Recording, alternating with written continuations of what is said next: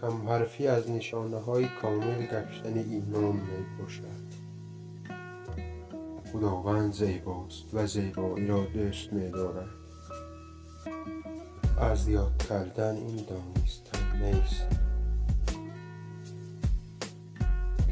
حسن انسان در ادبی است. بجنگد شاهان و بمیرد فقیر. احترام کردن همسایه واجب است. عشق چیزی است که دیوانه کند مولا را.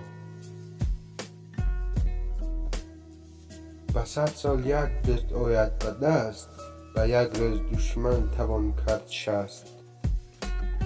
زی دانش شود کار گیتی بساز، زی بی دانشی کار گردد دراز. بِشْنَو سَادَمَا